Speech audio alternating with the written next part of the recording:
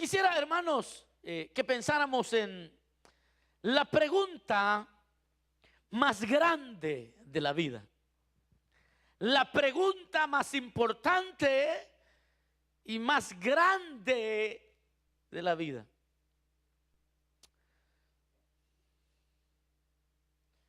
En la Biblia aparecen una serie de preguntas.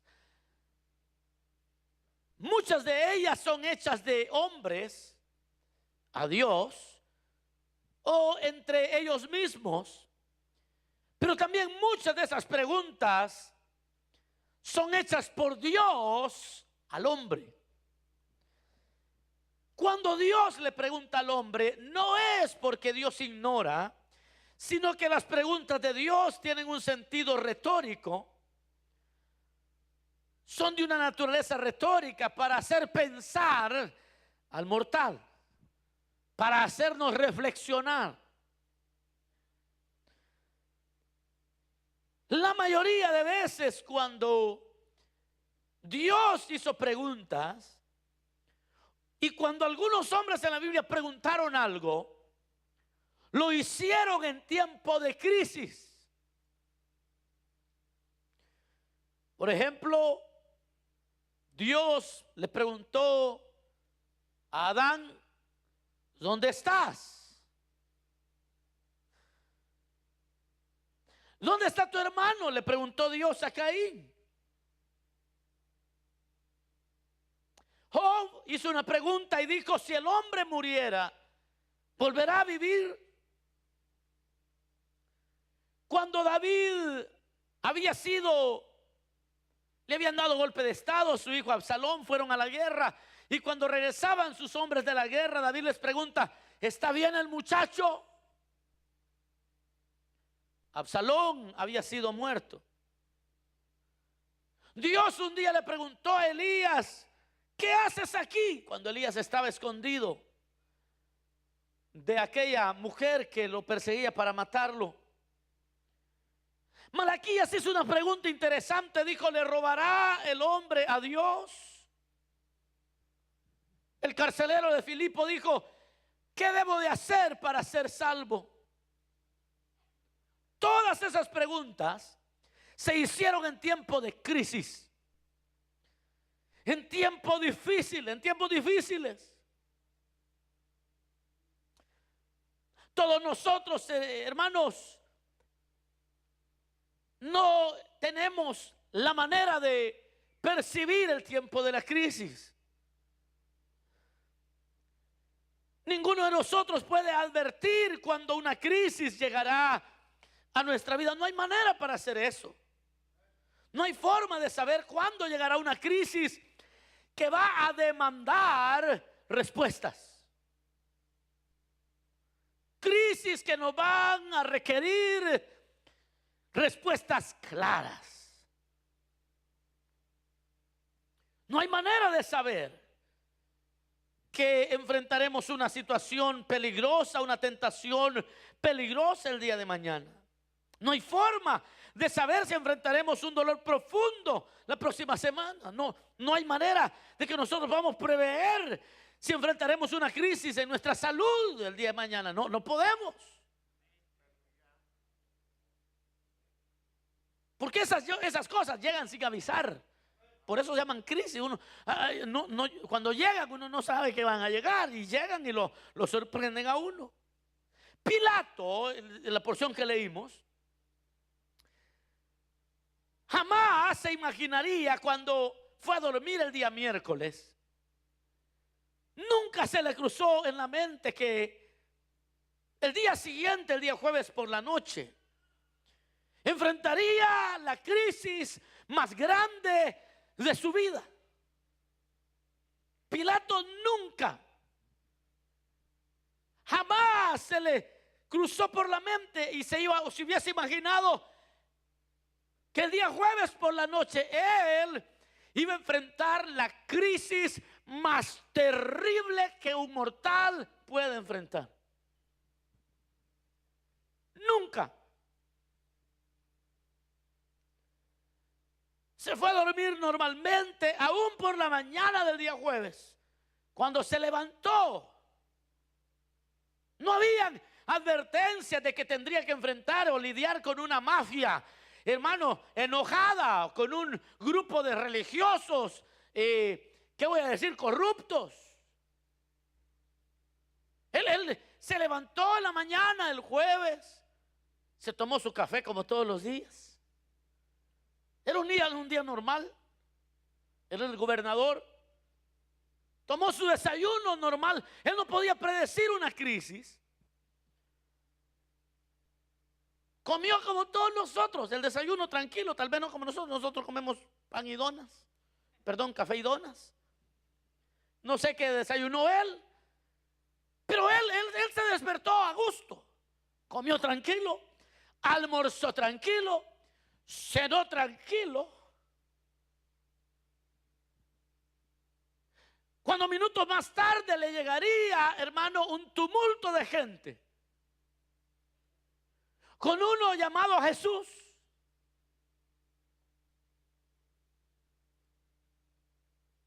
Y cuando Pilato se encuentra con Jesús, se encuentra con un elemento que él jamás había experimentado en su vida. Él, como gobernador, sabía lidiar con otros criminales, con hombres criminales, con otros que le habían traído, hombres que maldecían el imperio, hombres que venían enojados contra el sistema, hombres que posiblemente le escupían la cara.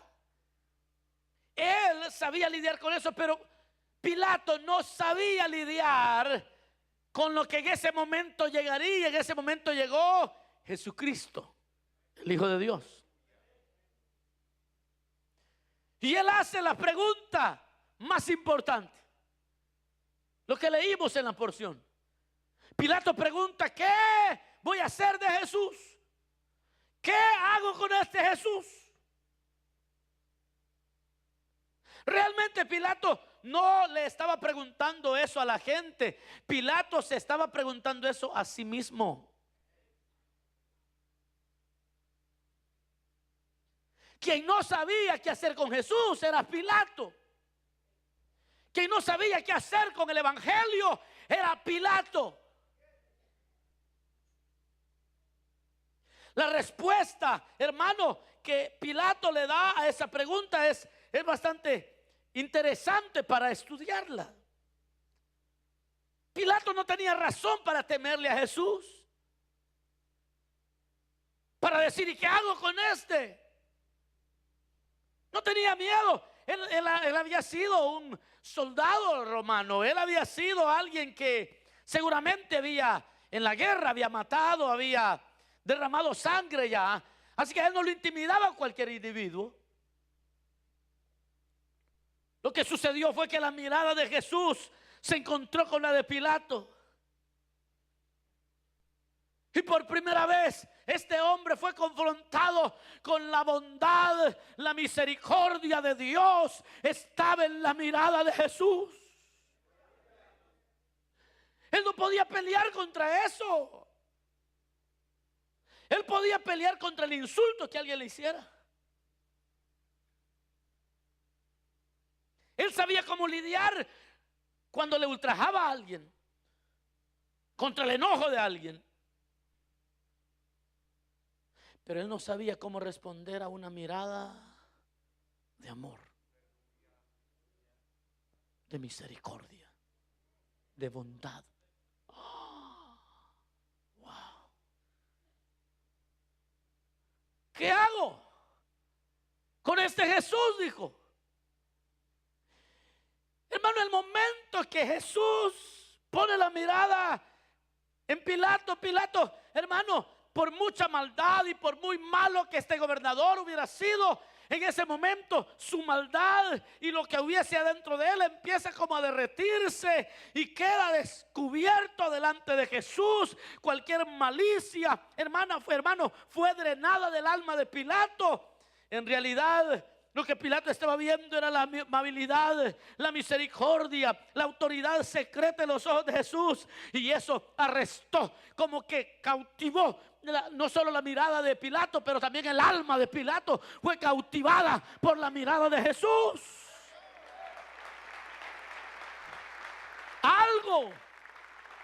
Óigame, algo que en la vida de Jesús, de Pilato, había estado dormido por años. Es más, este Pilato, que era un mafioso también. Oiga, este Pilato, pensaba que ya la conciencia la tenía muerta. Este ya no sentía nada, hermano. Si este había hecho trampa y había hecho tanta cosa, había maltratado a los judíos tantas veces. Él pensaba que no tenía conciencia hasta que se encontró con Jesús. Y Pilato había pensado, ya la conciencia la tengo dormida. Pero al ver a Jesús, su alma le gritó: este hombre es inocente. Wow. Bueno, y si no le bastaba, oiga esto, si no le bastaba que el alma le dijera eso, la mujer de él se levantó en la mañana y le dijo: mira, Pilato, le dijo, ten cuidado lo que haces con este hombre, porque toda la noche estuve teniendo pesadillas a causa de él. Ese hombre es justo, le dijo. La esposa. Ya cuando la esposa te dice: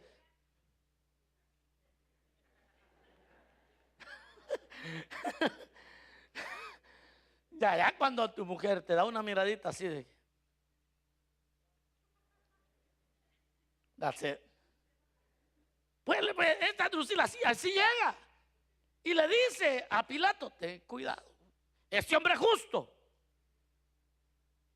Imagino que aquel escalofrío le daban, hermano, al estar delante de Dios. Y ahí es donde aparece algo maravilloso, y es que Dios le da la tregua de Dios. The truth of God. Le llaman los estudiosos the truth of God, la tregua de Dios. ¿Cuál es la tregua de Dios? La tregua de Dios, hermano, es aquel momento donde tú sabes que al hacer algo, eso es malo, eso es pecado. Y Dios te lo hace ver en tu conciencia. Y te detienes y sabes que es malo. Pero de todos modos lo haces.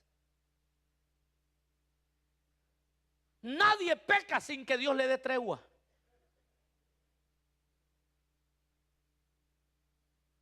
La tregua de Dios es cuando Él, por eso oiga, el homosexual, la lesbiana, esos que dicen: es que yo así nací. Ellos dicen: nosotros así nacimos. Hermano, eso es una gran mentira, porque ellos, al momento de hacer algo que es en contra de la naturaleza, algo les dice a ellos: this is wrong. Kissing another woman, lady, is wrong. Something inside of them les dice: besar a otra mujer is not natural. Y hay una tregua y Dios le dice: pero una vez has cruzado ahí, echaste a perder la tregua que Dios te dio. ¿Está conmigo? Pedro, hermano, cuando negó a Jesús en el patio, la última vez que lo niega, Jesús voltea su mirada, mira a Pedro, y Pedro reconoce que es la tregua que Dios le está dando, y empieza a llorar. Dice la Biblia que lloró amargamente. Qué bueno que Pedro aprovechó la tregua de Dios. Espero que cuando usted sienta la mirada de Dios de misericordia, entienda que Dios le está dando una tregua para arrepentirse, para volverse a Él. Comprenda la tregua de Dios.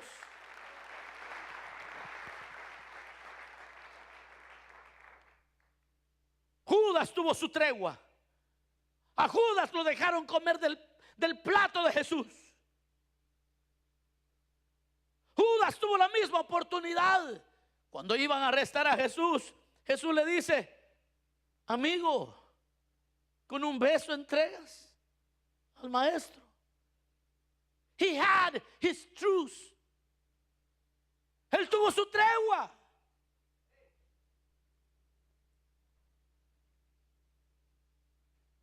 No aprovechó su tregua y terminó ahorcándose.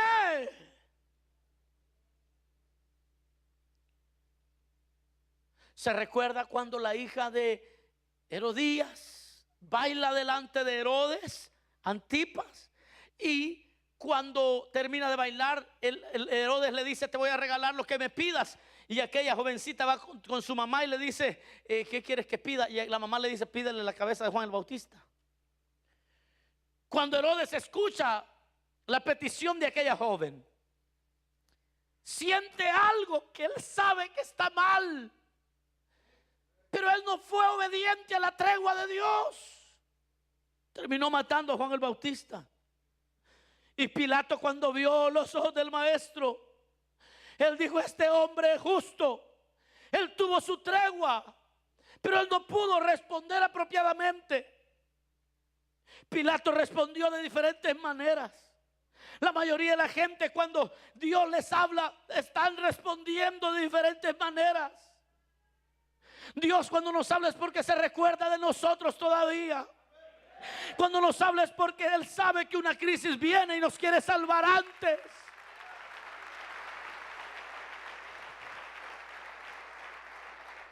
Hay 5 cosas que hizo Pilato. La primera cosa que hizo Pilato, Pilato razonó. Diga conmigo: razonó. Pilato, en el capítulo 23 de Lucas, verso 4, dice: y Pilato dijo a los principales sacerdotes y a la gente: ningún delito hallo en este hombre. Otra vez en Lucas 23, 14 dice: he visto que este hombre no ha hecho ninguna cosa mala. Pilato, hermano, se puso a razonar del asunto. Y antes de terminar el asunto, decidió tratarlo por las leyes judías. Empezó a razonar: voy a ver qué hago. Y se dio cuenta que las leyes judías no le iban a ayudar mucho. Luego Pilato razonó consigo mismo y dijo: bueno, si lo azoto, fíjese bien, si lo azoto, si lo golpeo, quizás con eso la gente esté contenta. Y entonces dejen que se vaya. Pero pronto se dio cuenta, hermano, que la multitud no se calmó con que azotaran al maestro. Cuando lo vieron todo sangrante, la multitud no le importó eso.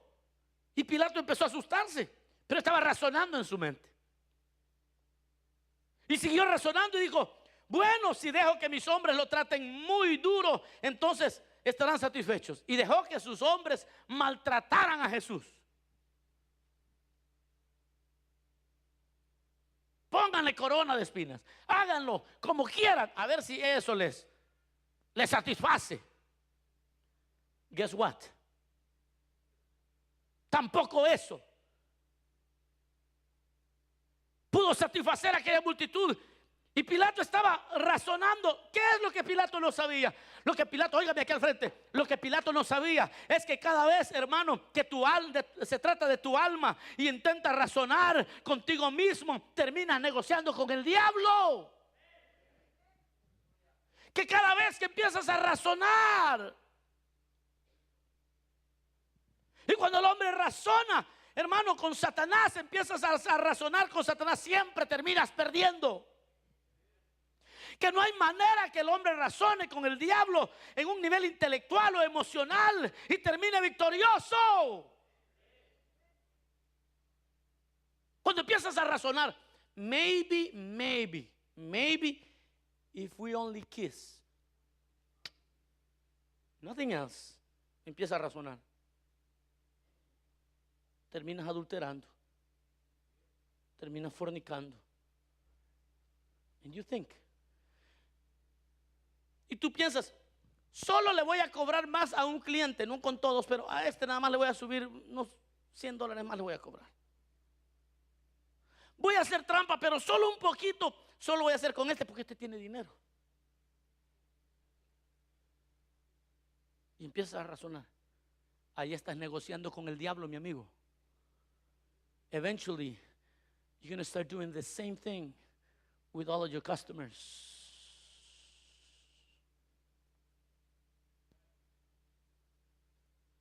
Respire profundo.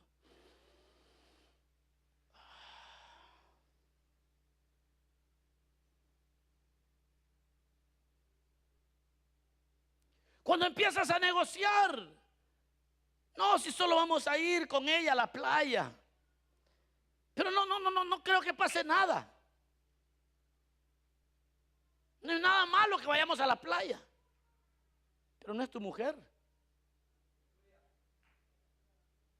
No es nada malo.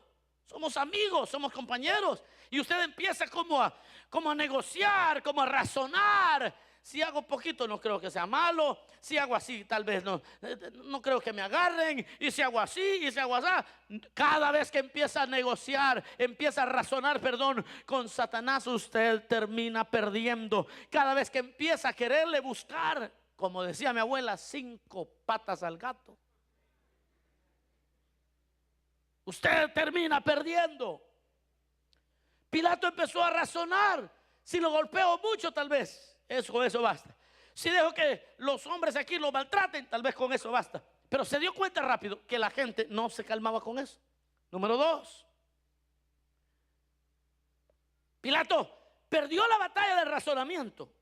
Así que decidió hacer lo segundo: pasarle la responsabilidad a alguien más. Trató de pasarle la responsabilidad a Herodes. Pensó en deshacerse del problema dándoselo a Herodes. Llevaron a Jesús a Herodes. Y Herodes tenía rato de querer hablar con Jesús. Y le empezó a hacer un montón de preguntas y Jesús no le respondía. Y Herodes le decía: cuéntame cómo hacen los milagros, y cuéntame eso de los resucitados, y cuéntame de cómo es esto, cómo es eso que haces agua en vino, ¿cómo? Y aquel. Y cuando Herodes ve que no le respondió palabra, se lo manda de regreso a Pilato. De repente Pilato tenía otra vez el problema en su casa.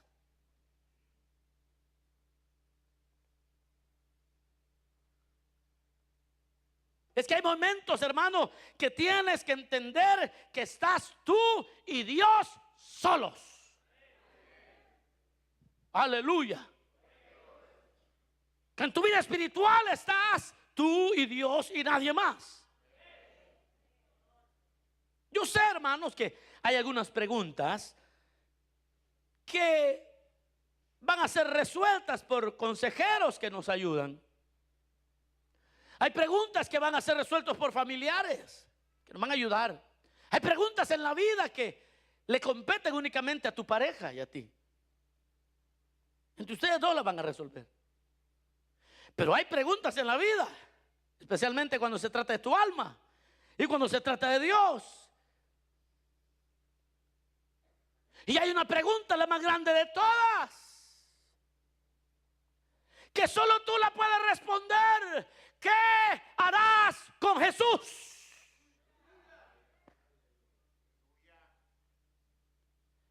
¿Qué haré con este Jesús?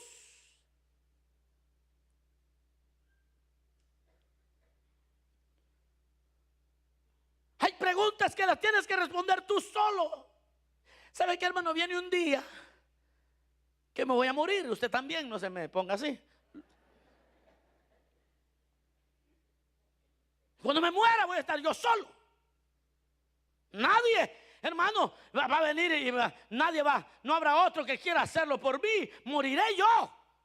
Nadie puede morir por mí. No se preocupe, yo me muero por usted, siga viviendo. Nadie. You die yourself.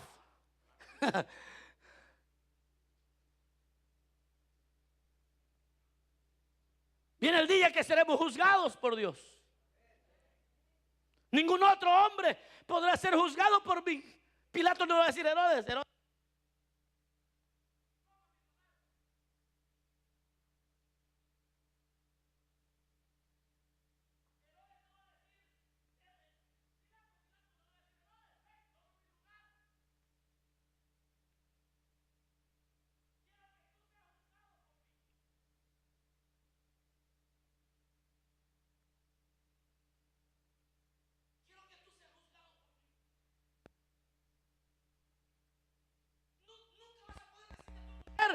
Mi amor, ¿será que tú das la cuenta mía delante de Dios?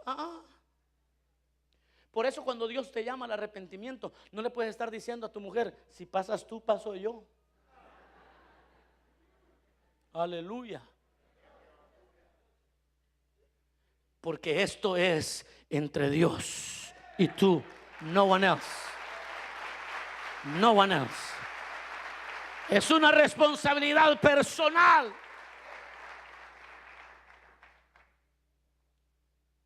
¿Qué vas a hacer con Dios?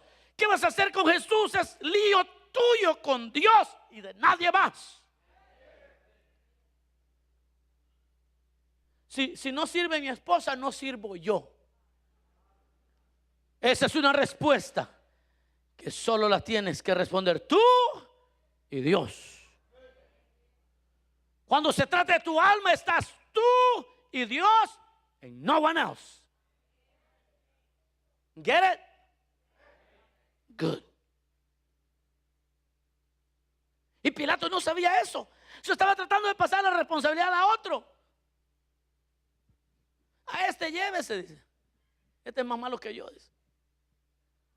Pasando la responsabilidad a otros. La obra de Dios muchas veces sufre por la indiferencia de algunos que dicen que no, que sirvan otros, que lo hagan otros. Tu relación con Dios demanda tu adoración a Él, tu servicio a Él. Es tu responsabilidad y de nadie más. Esto es una relación de Dios contigo. La pregunta más importante de la vida, la más grande y la más importante es: ¿qué haremos con Jesús? Pilato perdió la batalla del razonamiento. Quiso mandarlo a Herodes y de repente estaba otra vez en la sala. No, si yo te mandé, no, es que esto lo vas a lidiar tú y Dios. Hay problemas que solo con el arrepentimiento y especialmente la salvación, solo tú y Dios con el arrepentimiento se cura. En tercer lugar, cuando Pilato vio que el razonamiento fracasó, cuando él vio que perdió también al pasar la responsabilidad a alguien más, la tercera cosa que hace Pilato es negociar. Pilato comienza a negociar. Pilato quería librarse, hermano, de una situación que no se iba a poder librar nunca. Oigan, mis amigos, la responsabilidad de enfrentarte a Cristo un día, ya sea en esta tierra para salvación o en la eternidad para condenación, es inevitable, es inevitable, es inaludible. Te vas a tener que enfrentar con Él, ya sea como juez o como salvador. Pero que te vas a encontrar con Jesús, te encuentras. Que lo vas a ver cara a cara, lo vas a ver.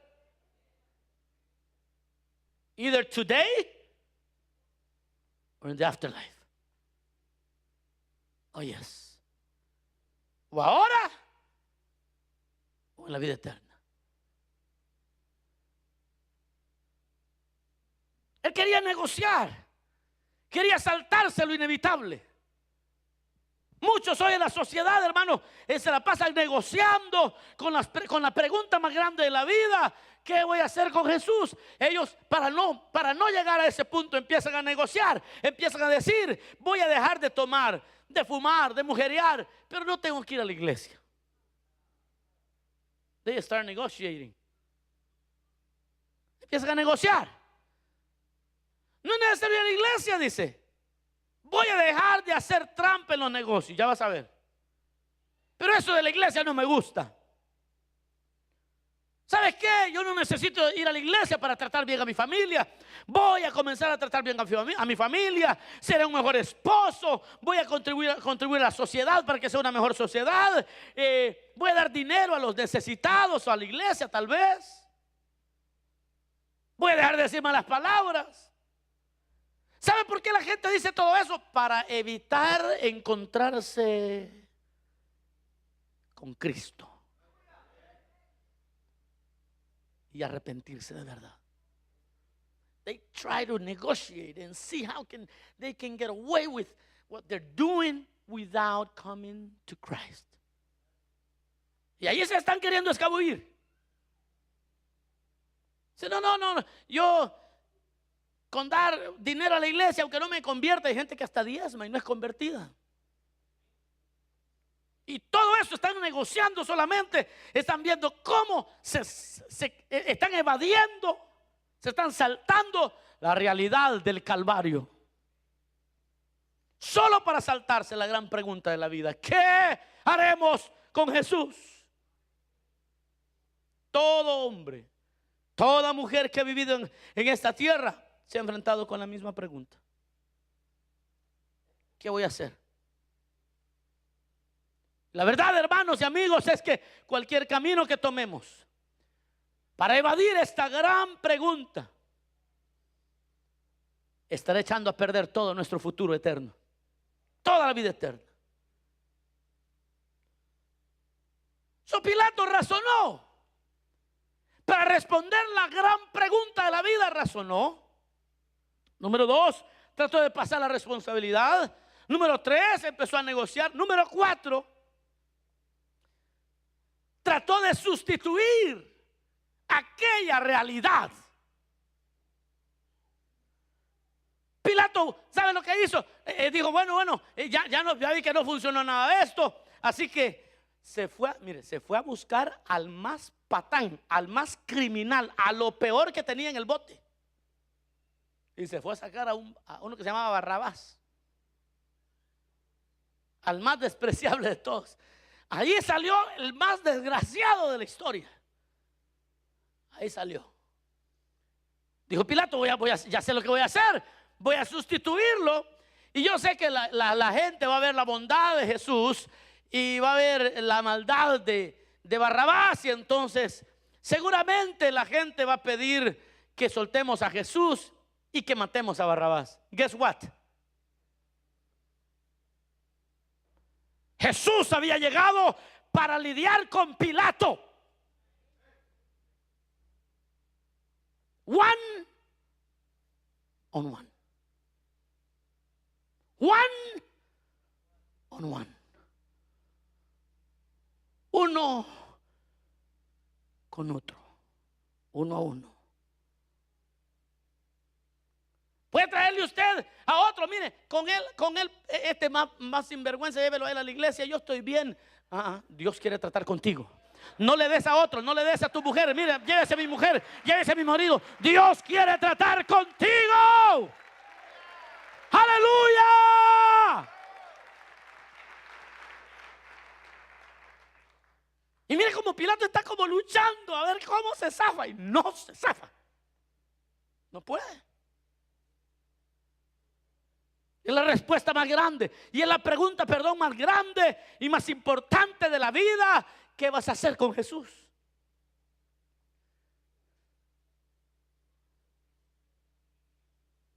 En la desesperación que le crecía a Poncio Pilato, hermano, en el corazón, la pregunta resonaba: ¿qué voy a hacer con este justo? Y por la eternidad seguiré escuchando aquellas preguntas: ¿qué harás con Jesús? Y usted también, ¿qué hará con el Señor?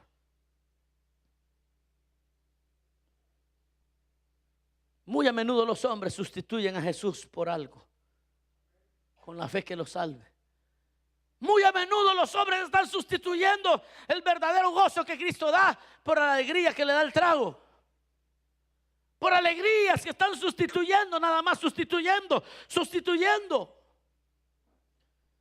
Pero siempre quedarán deprimidos, siempre quedarán vacíos, hasta que respondan a la pregunta: ¿qué haremos con Jesús? No pueden sustituirlo con religión. La Biblia dice que solo hay un nombre sobre todo nombre. Hay un solo nombre, hay un solo nombre. No hay otro camino, hay un solo camino. Hay una sola verdad, hay una sola vida y una sola sangre que fue derramada en la cruz del Calvario.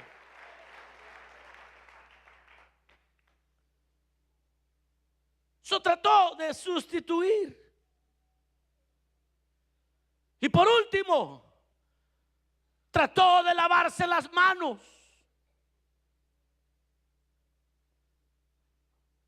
Razonó primero, se dio cuenta que no se podía así. Le trató de pasar la responsabilidad a otros, y así la vida tuya no se va a arreglar, pensando que otros tienen la culpa de por qué eres así. Ain't gonna work. Ain't going to work. No va a trabajar, no va a funcionar.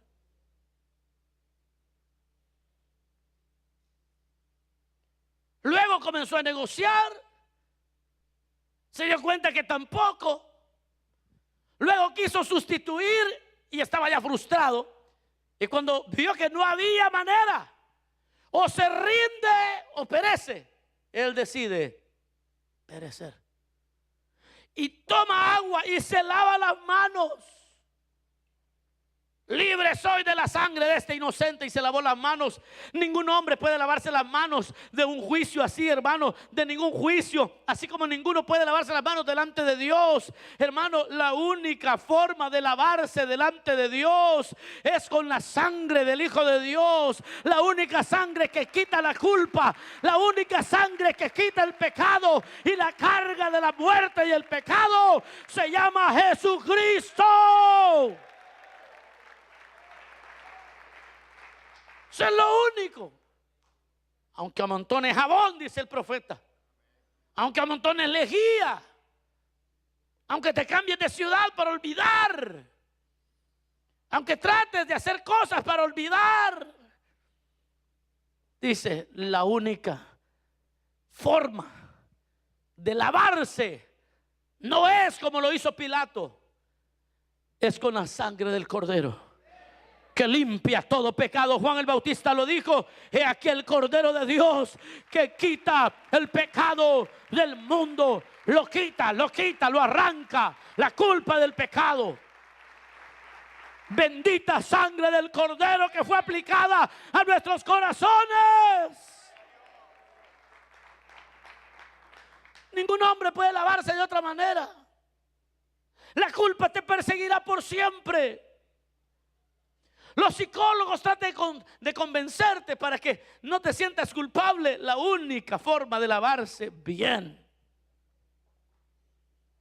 es arrepintiéndose y dejando que Cristo limpie, lave totalmente nuestra alma. Hay una fuente que limpia. Hay una fuente de sangre que perdona pecados.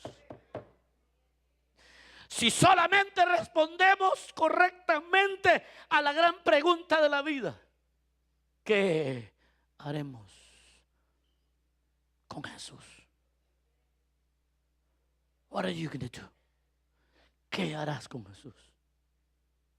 ¿Lo vas a sustituir por alguien más? ¿Vas a seguir razonando? ¿Vas a seguir negociando que tú no eres tan malo como otros?